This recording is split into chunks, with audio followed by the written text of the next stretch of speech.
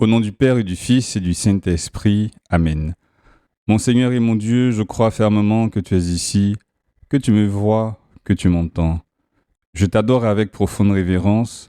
Je te demande le pardon de mes péchés et la grâce de faire avec profit ce moment de prière.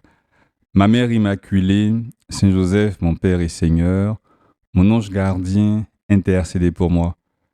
Il y a 3 mots qui me servent à tester la qualité des dictionnaires français, qu'ils soient numériques ou imprimés. L'un de ces mots, c'est kwakwato. Dans les bons dictionnaires comme le mien, le mot kwakwato apparaît entre Koweti et KR, le symbole du krypton.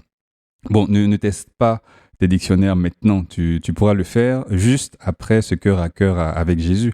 Pour l'heure, sache que kwakwato est un mot masculin ou féminin qui désigne la personne qui fait du kwakwatoya, c'est-à-dire de la délation, de la médisance, des commérages, etc. C'est la personne qui fait des déclarations peu prudentes, quelquefois, sur autrui.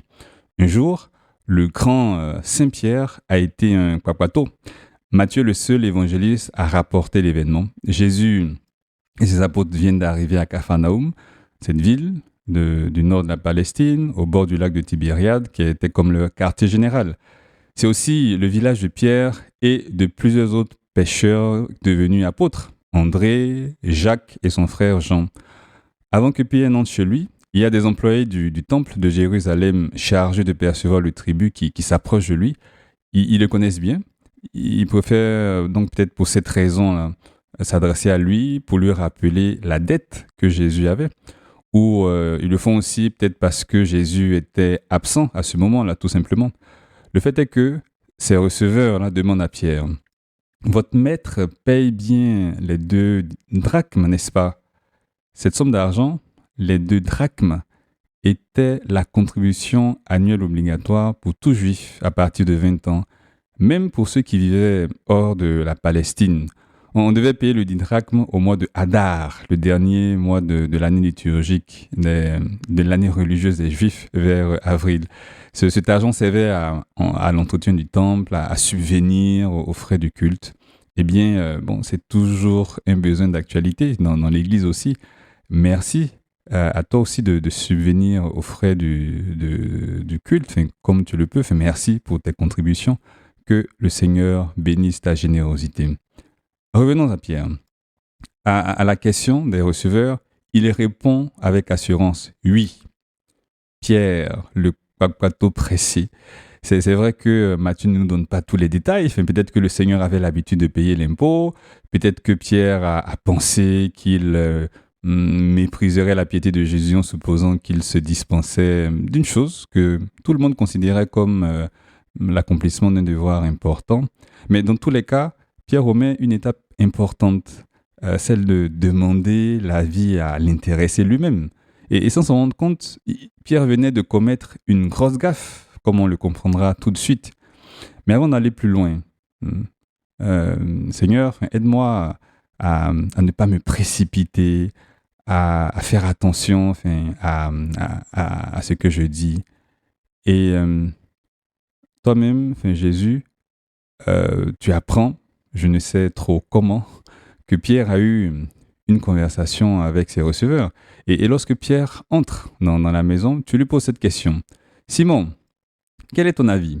Les rois de la terre, ceux qui perçoivent-ils les taxes ou l'impôt sur leurs fils ou sur les autres personnes? La réponse était facile. Pas besoin d'être un expert en fiscalité ancienne pour y répondre. Saint Pierre savait bien que dans les royaumes, dans les monarchies, le tribut était considéré comme une contribution spéciale au bénéfice de la famille royale. Donc c'est sur ceux qui n'ont pas le sang bleu, et donc les étrangers, c'est sur eux que l'impôt est perçu. C'est la bonne réponse que donne Pierre. Et toi, Jésus, tu conclus. Donc les fils sont libres. Oui, le Fils, c'est toi, Jésus, le Fils unique de Dieu. Tu es le vrai Dieu, né du vrai Dieu. Tu es consubstantiel au Père, comme on le dit dans le credo depuis quelques années. Par conséquent, pour ce tribut du temple, tu es dans la même situation que les fils du roi à l'égard de l'impôt dû au roi. Tu es exempt de cet impôt. Et dans le temple, dans le temple, tu es chez toi. Oui, le Fils de Dieu habite dans la maison de son Père, de Dieu le Père. Et tu affirmes même davantage. Seigneur, tu dis dans un autre passage de l'Évangile que tu es le temple. Tu es toi-même la demeure définitive de Dieu parmi les hommes. Eh bien, donc par sa réponse un peu trop rapide, sa réponse imprudente, Pierre avait tiré un trait sur cette vérité qui est fondamentale. Toi, Jésus, tu demandes pourtant à Pierre quelque chose de très curieux. Pour ne pas scandaliser les gens, tu lui demandes qu'il aille jusqu'à la mer, qu'il jette l'hameçon et qu'il saisisse le premier poisson qui mordra. Et tu ajoutes, ouvre-lui la bouche et tu y trouveras une pièce de 4 drachmes. Prends-la, tu la donneras pour moi et pour toi. L'Évangile ne nous donne pas de détails sur ce que Pierre a fait par la suite, mais on suppose qu'il a obéi à l'indication qu'il venait de recevoir. Seigneur, tu es au-dessus de la loi par ta nature divine, mais tu décides quand même de respecter cette loi de ce tempo-là.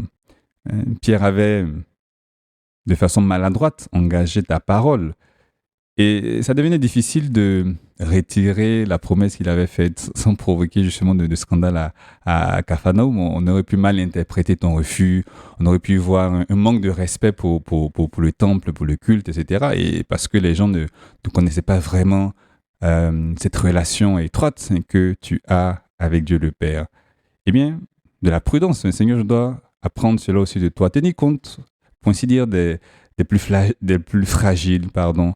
Il y a des actes qui sont légitimes, dont je vais pourtant m'abstenir en tenant compte de celui qui a peut-être moins de formation chrétienne que moi, en tenant compte également des autres, pour ne pas être pour eux une occasion de chute.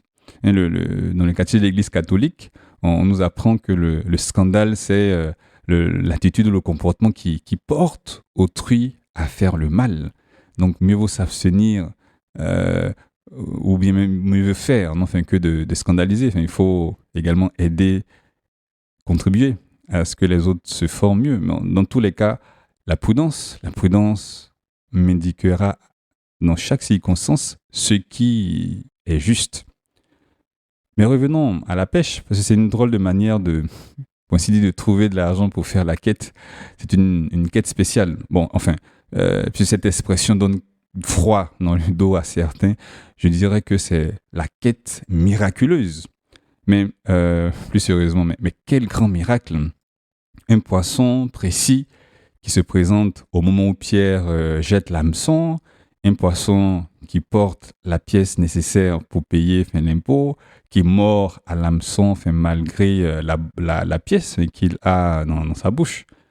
Eh bien, de quoi rappeler à Pierre que Jésus est le Fils de Dieu. Et sans oublier cette indication que le Christ ajoute, tu la donneras pour moi et pour toi. Tu paieras pour moi, bien que je sois le Fils de Dieu, bien que je sois exempt. Tu paieras pour toi, puisque cette loi s'applique à toi. Seigneur Jésus, j'oublie moi aussi souvent qui tu es. J'aimerais que tu augmentes ma foi en ta dignité, en ta divinité, augmente en moi la foi en ta divinité, en ta présence dans le tabernacle, en ta présence dans l'Eucharistie. Tu es là avec ton corps, avec ton sang, avec ton âme. Ensuite, c'est beau de voir comment tu rétablis Pierre malgré la gaffe qu'il a commise. Tu lui fais confiance. Tu lui donnes une leçon grandiose, sans le blesser, sans l'humilier. Et bien que je n'oublie pas que malgré mes erreurs, malgré ma précipitation, malgré mes affirmations erronées, Seigneur, tu ne me rejettes jamais, mais tu me donnes toujours une nouvelle chance. Merci Jésus. Je te remercie, mon Dieu, des bonnes résolutions, des actes d'amour et des inspirations que tu m'as communiquées dans cette méditation. Je te demande de m'aider à les mettre en pratique. Ma mère immaculée, Saint Joseph, mon Père et Seigneur, mon ange gardien, intercédez pour moi. Au nom du Père et du Fils et du Saint-Esprit. Amen.